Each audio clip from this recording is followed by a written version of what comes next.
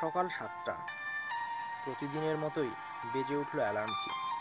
আর অভ্যাসবশতই সেটি বন্ধ করতে হাতটি চলে যায় মোবাইলের ওপর।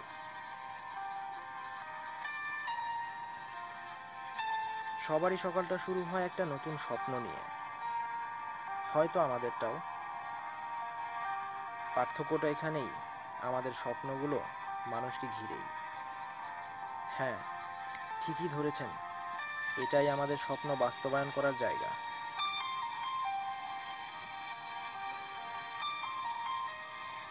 আর এই পথ ধরেই আমাদের সামনে এগিয়ে চলা।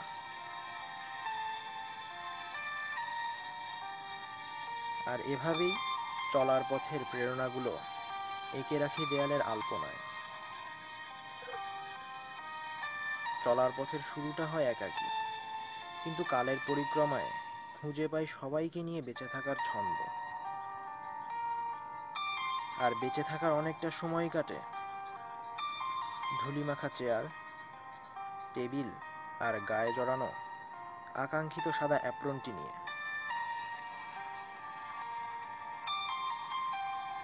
ক্লাসের কোণে পড়ে থাকা কঙ্কালটি মৃত হয়েও যেন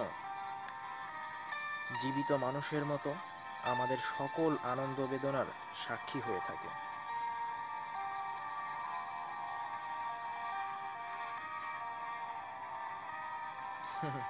কি ভাবছেন?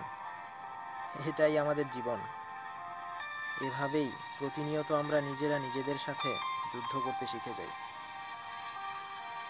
যে যুদ্ধের নেই কোনো সেনাপতি, নেই কোনো সহযোদ্ধা, আছে শুধুই মনোবল আর আত্মবিশ্বাস।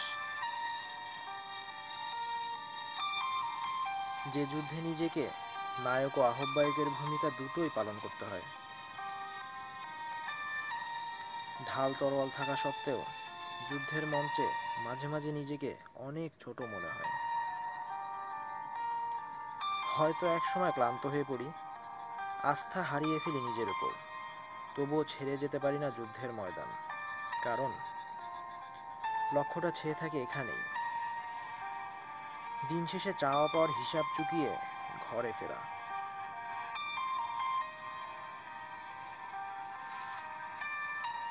এত কিছুর মাঝেও নিজেদের সুপ্ত মনে যে আনন্দগুলো বাসা বেঁধে থাকে, সেগুলো অঙ্কুরিত হতে চায় প্রতিনিয়ত।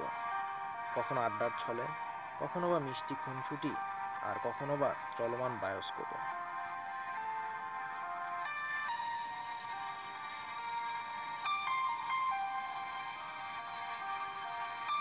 সাদা কালো যে স্বপ্নটা শুরু হয়েছিল, তা একসময় নতুন হয়ে ওঠে নতুন ক্যাম্পাসের আলিঙ্গনে, যার মাধ্যমে আমরা নিজেদেরকে করে তুলতে পারি আরও স্বতন্ত্র। আর এভাবেই আমাদের স্বপ্নগুলো পৌঁছে যায় সাফল্যের সর্বোচ্চ চূড়ায়। Clouds come floating into my life, no longer to carry rain or usher storm, but to add color to my sunset sky.